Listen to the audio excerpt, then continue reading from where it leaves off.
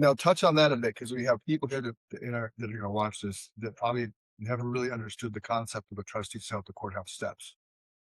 Yeah. So you do your due diligence. You do the driveway, you got the pictures, you got the client on the phone, you're on the courthouse steps. What do you have to do to become? What do you have to do to be a bidder? Do you have to have the money up front? Do you have to have a certain like cashier shake hand, a series but bidder here? What's the protocol of that?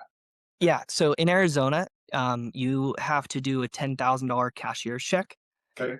and then you have to have the remaining balance within 24 hours. So you have to pay the Okay. home cash within 24 hours, but Okay. $10,000 immediately. So as soon as you won that bid, Hmm. you would come up, you would sign, you would give them the check, and it Right. was done. And then if you didn't give them that full cash within 24 hours, they'd keep the Yeah. $10,000.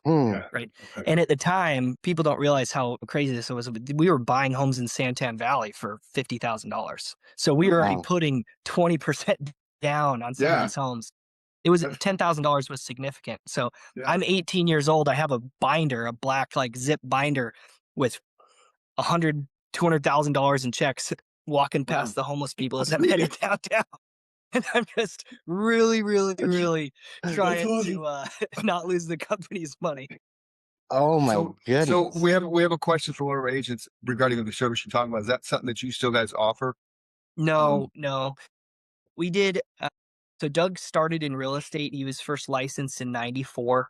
mhm, He was just a normal agent for yeah. 5 years. And in 1999, he got into the trustee sale business, right? Okay. So Hmm. helping people buy trustee sale Mhm, homes. And he was doing it for himself. And then he opened it up to others. He ran that company, posted properties, started, I think, in 2000, 2001. And he sold that company when foreclosures dried up right oh, around yeah. 2013.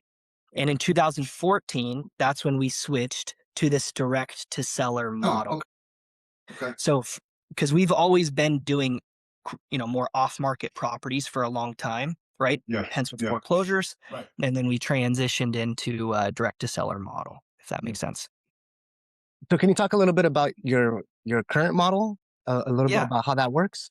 Yeah, absolutely. Obviously, a massive, massive, massive amount of advertising. Anywhere that advertising can be done, we're there. TV, radio, billboards, obviously a bunch of PPC, meta, mailers. If you can get in front of people, we are doing it. We have a massive, massive budget to do that. Again, hundreds of thousands of dollars a month, and that has people that reach out to us. And so they reach out, and we have a whole intake team, a call center, if you will. All people local. They're here at the office every day. They answer the phone and they're asking some basic questions. They're figuring out the condition of the property, the timeline of the seller, and how much the seller's looking to make.